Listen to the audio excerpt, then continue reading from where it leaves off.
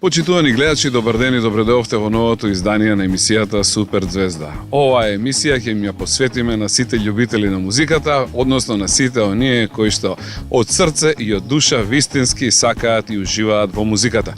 Сега имаме специјален гостин, посебна чест и задоволство ми е да го представам легендата на македонската музичка сцена, човекот кој Македонија донесе една голема светска компанија, станува збор за Ямаха, човекот кој што прв направи продавница за музички инструменти во Македонија, продавницата до Ре Ми, а тој господинот Даниел Дарковски.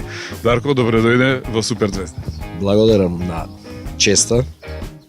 Благодарам што ме повика за соговорник.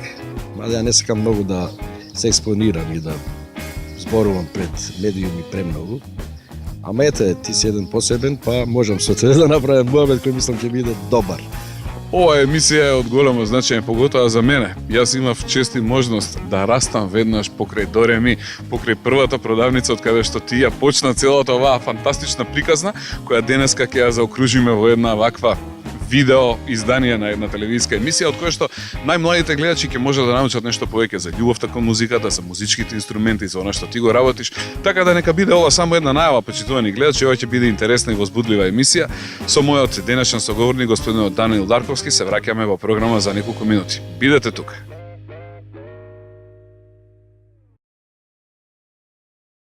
Се враќаме во програма, почитувани гледачи, за оние кои малку подоцна се вклучија. Денеска Супер Звезда се специјални и ексклузивни гости во продавницата за музички инструменти Ямаха, поточно До Ре Ми, овдека во Скопје.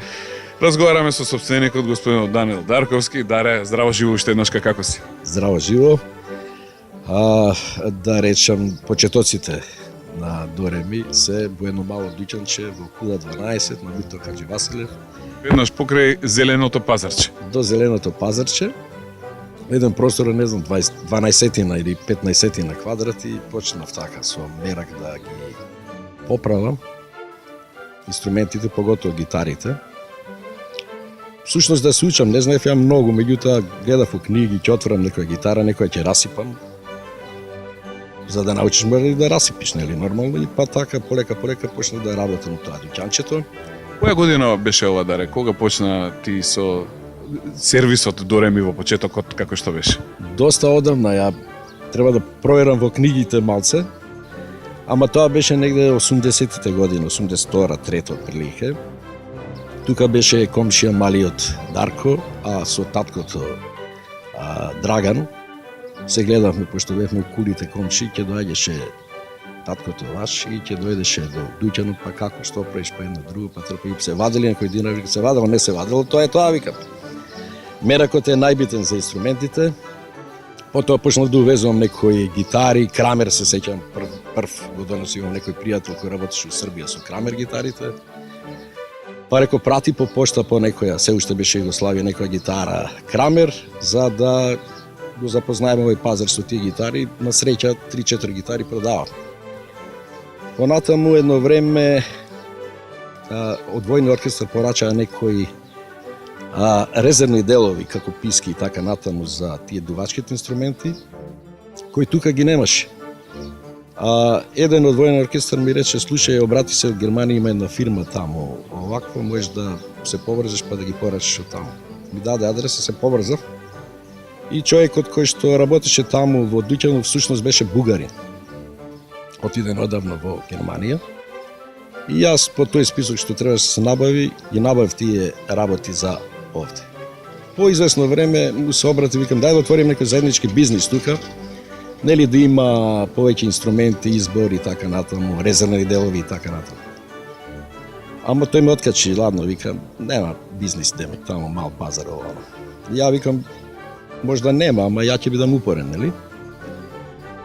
Кога по известно време од тој разговор, од тој контакт, помина можда и повеќе од година-две, еден ден ми се јавува некој човек, а всушност истиот човек, и вика, јас сум у Скопје, ајде да правиме бизнис. Нели не кеше? Да, јас се затегна, викам, што е работава, нели, да не ме зеза и така натаму. Не, вика, дојди, јас сум у Гранд Хотел, вика, да се видиме, и јас отидов. Посетив. Работел тоа што човекот го порано го држеше дуќанот за музички инструменти некој си, а сега станал па представник на Ямаха за истокот. Значи за овој дел, пошто го знае јазикот и така, слично. Па вика, дали сакаш да продадеш Ямаха? Па викам, ја сакам, меѓутоа немам многу капитал, викам. Нели, пошто Ямаха е голема фирма, викам. Можда сакате да ја купам ја фабриката. Се шалам нормално. Мислам, бев затекнат едноставно и јас прифатив со тоа што му кажам, дека не можам да уложам, немам некој капитал. Вика, полека ќе почнеш, знаеш. Ајде да пробам. И јас така почнав. Да пробам. Нарачавме излезна количина на инструменти и тоа е тоа. Целата оваа приказна се одвиваше низ години. Јас бев малечок, како што кажав, растев покрај првиот малиот дуќан на Дореми, покрај Зелено пазарче. И паметам, Дарко, уште ги знам твоите први почетоци, кога влегував внатре, те наоѓав тебе со раштрафени гитари, со магнетите на една страна, потенциометрите на друга, жиците на трета ги склопуваше. И знам дека низ години целата таа твоја љубов кон музиката и кон инструментите те доведе до ова кое што си денеска. Колку години помина од првиот сервис до отворањето на големиот дуќан на Ямаха? Па доста помина години, бидејќи во тоа мало дуќанче не можеше да се изложат инструментите, нели, да се пробаат и така натаму. Меѓутоа помина доста добар период, повеќе од 10 години, да јас земам простор во Младинскиот културен центар сега и да отвориме нешто посериозно, да речем, иако сега е сепак мал простор, меѓутоа тоа е тоа. Помина долго време и долги докажувања, посета на сајмот во Франкфурт, нели, така да еден доста долг и тежок период каде што требаше да се инвестира. Меѓутоа, Ямаха се уверува во мојата способност во смисла на да можам јас да ги убедувам луѓето дека се тоа квалитетни инструменти, што е доста тешко, нели? Па еве до ден денес јас сум се уште присутен тука. Нека биде ова воведен дел од нашиот разговор. Почитувани гледачи, се надам дека уживате во ова денешно интервју. Еве ќе научиме и ќе откриеме приказната за тоа како се создаде продавницата Дореми за музички инструменти и како господинот Даниел Дарковски ни ги донесе Ямаха овдека во Скопје. Бидете со нас, се враќаме во програма за неколку минути. Правиме пауза.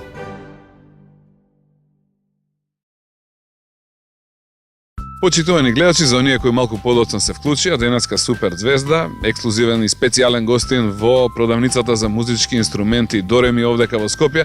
Разговараме со Даниел Дарковски. Даре, драго ми е, ние се знаеме долги години, можам да кажам со гордост дека ти си еден од оние кои ме порасна од дете. Учев од тебе, имав можност дури во еден известен период да свирам заедно со тебе, но до тоа ќе дојдеме малку подоцна. Ајде сега да позбориме за твоите почетоци во музиката. Ова што ти го правиш денеска. Продажбата на музички инструменти. Едноставно е некако поврзано со твоите претходни учества како инструменталист во разни групи, свириш, компонираш, работиш, пишуваш. Еве да се навратиме од кога се твоите први почетоци во музиката. Секако без љубов музика нема ништо џабе тие се. Мораш многу да работиш и многу да ја сакаш музиката. Почетоците се во основното училиште 11 октомври, каде што се запишав, имаше мандолински оркестар, нели, тоа време, така. И вежбавме, свиревме познати, јас свирев класична гитара, всушност, со пластични жици. И свиревме познати дела од сериозни автори и така натаму. Меѓутоа имаше еден феријален дом, ја од пролече потекнувам, иначе од пролет на селото. Првата, со првиот стан таму. Имаше еден шоу од нашето мало, па им правеше серенади со гитарата на девојките или момците и така натаму, што ќе доаѓаат на екскурзија во феријалниот дом. Јас бев момче детиште од 4-то деление, кога свире во оркестар, ги гледав како он свири и викам, зашто јас не можам да ги свирам овие песни, пошто ние свиревме на ноти, некоја класична музика. Ама секој ден доаѓав кога тој ќе дојдеше да прави тие серенади и јас го гледав како ги свири песмите и после ќе се враќав дома па го имитирав, знаеш, вежбав всушност да ги научам и тие песми модерни што беа во тоа време. После тоа 5-то деление дојде, јас веќе знаев некои познати песми како Лутко имам ја или Кукла имам јас со Мишел Полнарев од времето, што така и беше доста тешка за свирење во тоа време. Ми текна на идеја, гледајќи ги Битлси, читајќи нешто, почнувајќи, осознавајќи го рокот тогаш, да направам јас група. И собрав уште 2-3 другарчиња кои не знаеа да свират, меѓутоа ја ги учев да свират. Ти ќе правиш вака, ти ќе правиш онака, на што личиш? Тоа личеше на нешто, меѓутоа можда онака, аматерски, ама сепак упорност е битна. И ние вежбавме, научивме неколку песми. Кога имаше некоја приредба, па ајде свиревме во осмолетката на училиште и така почна се јави еден период кога веќе поднаучивме да биде подобро, а имавме и некои другари, јас имав со кои се дружев, кои беа многу по музиката, како Љубомир Грвевски, Јаков Дренковски, беа постари по 2-3 години, више беа 8 одделение. Има некоја група, јас и одев да ги слушам ни во подум кај што вежбаат. Едно време вика, засвири ти нешто да те чуем, и ја земам гитарата и нешто и свира, вика, ти не си толку ложба, ајде да свири со нас. И мене ми порасна акциите. Значи, првата група беше всушност група Лидии. Со кој почнав групата на Љубомир Грбевски, почнавме да свириме, така се менуваа некои членови. После тоа јас поднаучив повеќе, па имаше една друга група Проектили, со Маши Чомер почнавме да свириме. А во тоа време наводно имаше некоја група Пу која зборува дека има добри инструменти, за тоа време беше тешко за инструменти, нели? Па тие ме приметија, па вика, ајде дојде да свириш со нас, немаме басиста. А јас свирам коваѓа гитара, ама во Проектили почна да свирам бас. Омер Машич ме научи да свирам бас гитара, ми покажа основните финти. Па ја отидов кај нив да свирам овакво, па ја почнав да правам со нив заеднички музика. И таму настана првата неправда всушност од група Пу. Хит на сите времења до ден денес. Па ете, спонтано направивме така сите помалце и остана и ние станавме многу популарни во тоа време. Свиревме на гитаријади, на бум фестивали низ Југославија. Тоа што се случи на снимката, ти го свириш басот? Да, таа првата, јас го свирам нормално. Потоа стана некои недоразбирања, ваму таму, не знам што.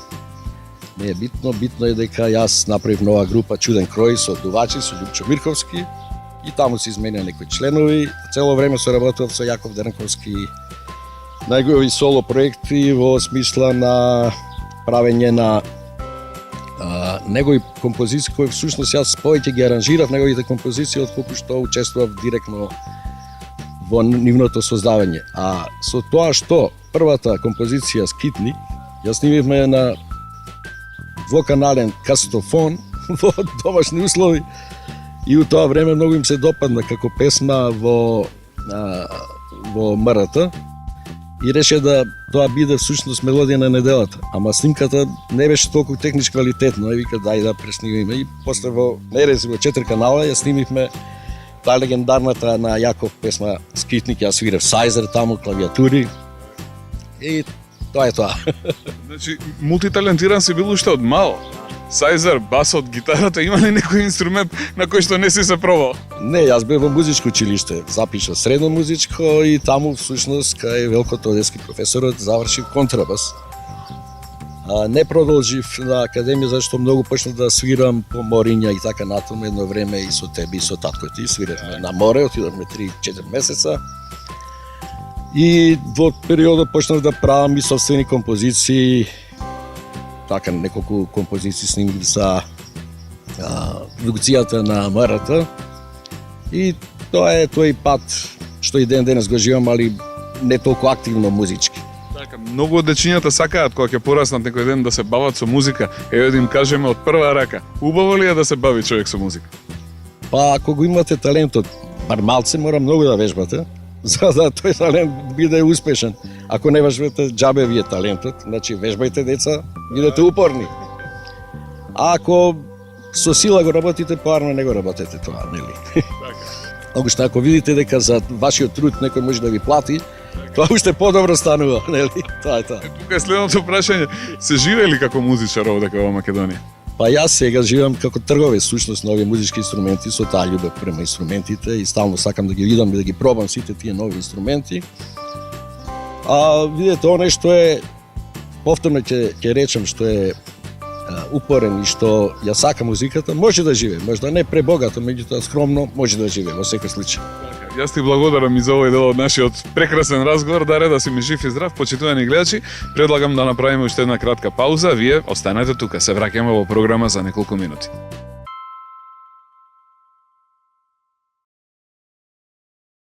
Се враќаме во разговор, почитувани гледачи, со господинот Даниел Дарковски, човекот кој што музички се образува, стана музичар, свиреше уште од мал и еве кога порасна, кога дојда се работите сериозно да се фати со сериозен бизнес и ни ја направи продавницата Дореми. Кажавме како ја создадовме, ама не знаеме како е да се води овој вид на бизнес. Затоа и дојдовме овдека, Даре, да ни кажеш како е да се работи во една ваква прекрасна продавница. Задоволство да се работи во секој случај, но во исто време е многу тешко, знаете, со еден гигант да работиш како што е Yamaha, светски познат во производство на музички инструменти.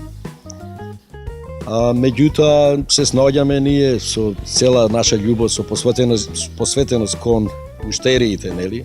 Стално се трудиме да им ги покажеме инструментите, слободно да ги свират, за да ги запознаат, да знаат колку се тие квалитетни всушност. Нормално ако не го допреш, не го свириш инструментот, немај да знаеш. Ние слободно им дозволуваме на нашите муштери да ги користат, да ги пипнат, да ги свират. Све. Преполно е со инструменти. Што све има од инструменти? Па од инструменти има цела низа, нели? Yamaha прави клавиатурни инструменти, прави инструменти што се трзаат, всушност гитари, виолинни, гудачки инструменти, дувачки инструменти, труби, саксофони, кларинети, фаготи и така цел тој опсек. И што е најбитно, Yamaha стално истражува и стално има новитети, многу, така да дури нас ни е тешко да ги научиме колку тие вадат новитети. Тама ќе ги научиме, они извадиле нови, а треба ги запознаеш муштериите и музичарите со тие многу напредна компанија, секој иновативна. Сакам да прашам, доаѓаат ли музичарите од Македонија, од регионот овдека кај вас? Предпоставам дека вие секојдневно се дружите со оние кои ние ги гледаме како звезди на телевизија. Секако.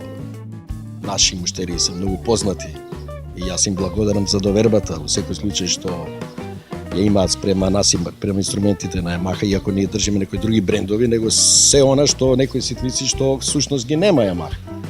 Али во оглавно 90% асортиманот од Yamaha, понатаму има Line 6, има Steinberger и така натаму, каде што и Yamaha е со акција влезена или како потпун властник.